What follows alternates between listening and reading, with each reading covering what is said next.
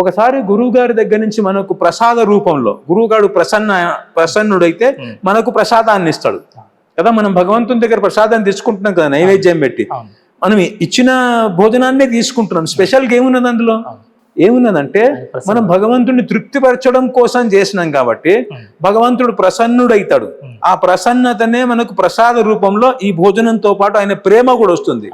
ఎప్పుడైతే ఆ భోజనాన్ని మనం భుజిస్తామో అప్పుడు మనకు శరీరానికి ఆరోగ్యంతో పాటు బలంతో పాటు ఆ అందులో ఉన్నటువంటి ప్రేమ కూడా మనకు వచ్చేస్తుంది అనమాట. ప్రసాదం అంటే అర్థం అది.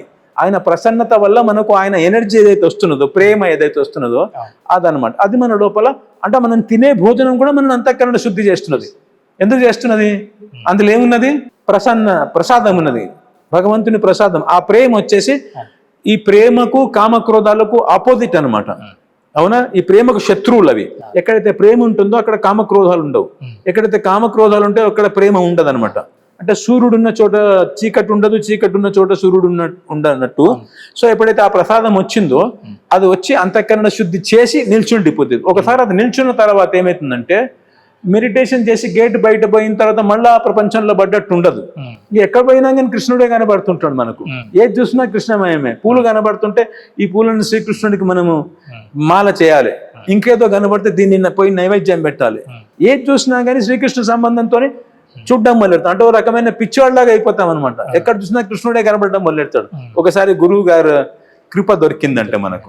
సో అది ఇక దాన్ని పట్టుకొని పెట్టుకున్నాం అనుకోండి. అట్లా అనుభవం వచ్చినాక గురువు గారిని పెట్టుకుంటుంటే ఇక రోజు సెకండ్ టు సెకండ్ బేసిస్ మీద నాకు అంతఃకరణ శుద్ధి అవుతున్నది, నా లోపల కామ క్రోధాలు పోతున్నది, నా అజ్ఞానం పోతున్నది, నాకు ప్రేమ వస్తున్నదని మూమెంట్ టు మూమెంట్ బేసిస్ లో మనం చేస్తాం అన్నట్టు. తైర ధారావద్ అవిచ్ఛిన్నం అంటారు. గుణరహితం కామనారహితం అవిచ్ఛిన్నం ప్రతిక్షణ ప్రవర్ధమానం అని చెప్తారు మనకు నారద భక్తి స్తోత్రంలో. అంటే మీరు నిజంగానే గురువు గారికి సమర్పణ అయ్యి ఆయనను తృప్తిపరచడం కోసం మీరు గిన సేవలు చేస్తుంటే మీరు అవిచ్ఛిన్నంగా భక్తి కృప ప్రసరిస్తున్నట్టు చూస్తారు.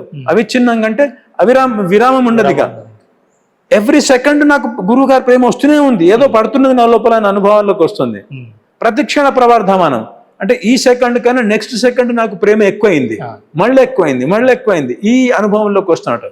సో ఇది ఎప్పుడు జరుగుతుందంటే ఒక సిద్ధ మహాపురుషుడు ఎవరైతే ఒక పండితుడు కాదు, శాస్త్రాలు చదువుకున్న పండితుడు కాదు, ఎవరైతే భగవంతుని యొక్క అనుభవాన్ని పొంది భగవంతుని యొక్క రసాన్ని ఆస్వాదిస్తున్నటువంటి గురువు గారు ఎవరైతే ఉన్నారో వాళ్ళ పాదాలను పట్టుకొని ఆయన సేవ, ఎక్స్టర్నల్ గా ఆయన సేవ చేస్తాం. ఇది సేవ. ఇంటర్నల్ గా ఏం చేస్తామంటే ఆయన మనకైతే రసోపాసన నేర్పిస్తారో అది చేస్తాము.